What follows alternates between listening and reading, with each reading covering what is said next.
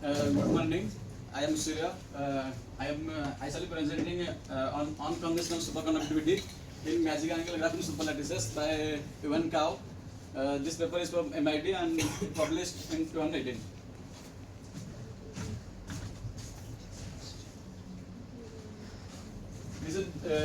This will be my content for next 10 to 12 minutes. I shall start with motivation behind this paper.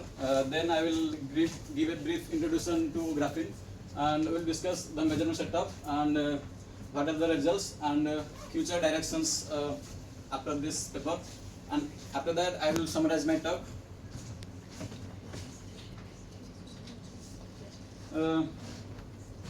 In condensed matter physics, it is very challenging to understand strongly correlated materials, and an intriguing class of these unconventional strongly correlated materials is unconventional superconductors, and it is very hard to study theoretically as the models that are used to describe them cannot be solved exactly, and that's where twisted bilayer graphene (TBG) comes in.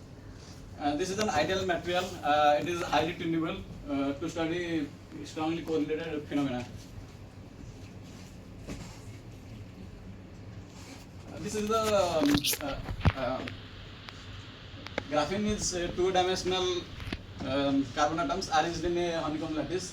This is the real space crystal structure. A1 and A2 are the lattice constants in real space, and corresponding reciprocal lattice vectors is given by B1 and B2. In reciprocal space, we can see that the Brillouin zone is also hexagonal, and there are 6 corners. Out of these 6 corners, only 2 corners, K and K prime, are non-equivalent, and we call this K and K primes as Dirac points. So now let's see how this band structure is given for graphene. This is the dispersion relation is given by this formula, and this is plotted here in the first Brillouin zone. This upper band is a conduction band and lower band is a valence band, and around Dirac points, if we zoomed in, we can see the linear dispersion around these K points, where conduction band and valence band meet at Dirac points, and these conical shapes are called Dirac cones. So now let's understand about twisted bilayer graphene. In twisted bilayer graphene, we take 2 graphene sheets and give them a twist so that a long periodicity appears, and this pattern is called Moire pattern. What happens in reciprocal space is that the Brillouin zones also get rotated by angle theta, twist angle, and so due to this mini Brillouin zone appears due to difference of these 2 K points, and here you can see how the Dirac cones hybridize for different theta angles. For different theta angles, these Dirac cones get hybridized, and we see different band structures.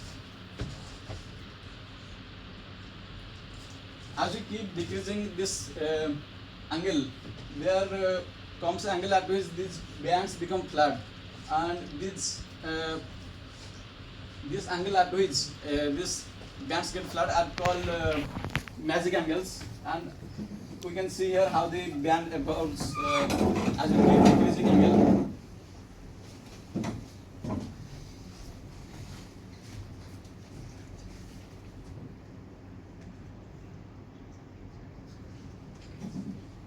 Here you can see the bands become flat at 1.1 degree, becomes completely flat. Consequences of this flat mass is that Fermi velocity Vf becomes 0.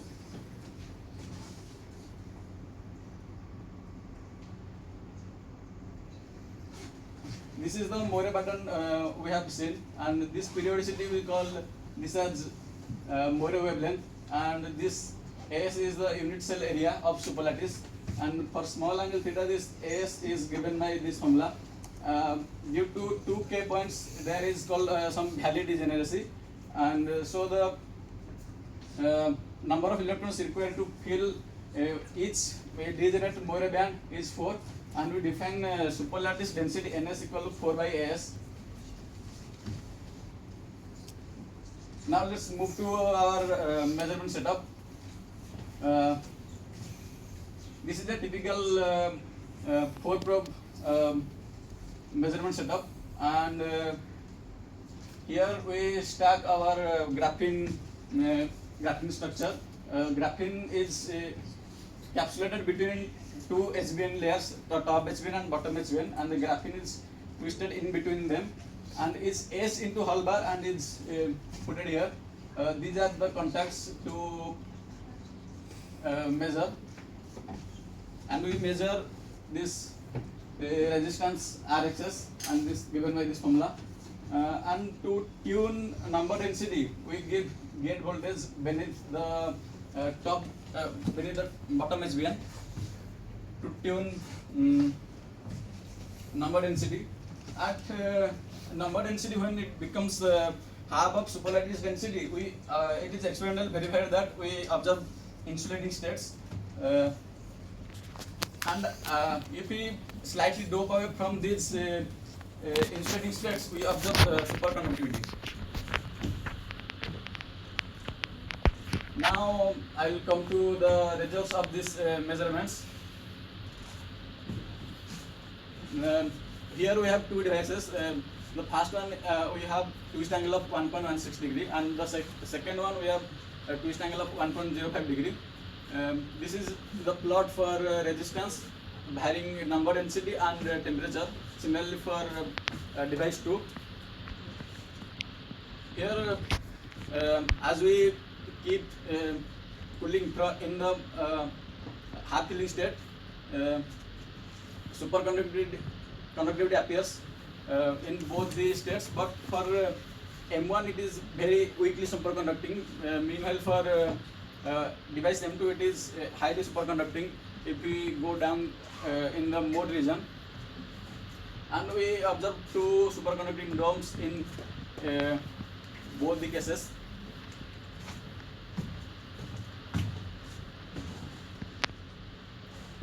This is the plot where we see how it is on conventional superconductivity. For BCS type of superconductors where the superconductivity is due to electron photon interaction, the TC by TF, where TC is critical temperature and TF is Fermi temperature. This TC by TF for conventional superconductors is very low, of the order of 10 to the minus 3. But here you can see from this plot that the TC by TF around is between 0.1 and 0.001 and 0.005. So this shows that this the superconductivity in Mazziani graphene is due to not due to weak electron photon coupling, but it is unconventional. It might be due to electron interactions. With this, let's see what can be done in future. The interaction can be further tuned by for various twist angles and applying electric field and applying pressure. And we can also explore different ways to increase this critical temperature TC, and we can also extend this correlated state studies to other two-dimensional materials. With this, I will come to a conclusion. At twist angle theta of 1.1 degree, we see flat bands in the band structure, and this leads to correlated insulating states at half filling. And we observed unconventional superconductivity in graphene superlattices at magic angle with a critical temperature of 1.7 Kelvin. And we also conclude that this twisted biaxial graphene is a highly tunable material to study correlated physics. These are my references. Thank you.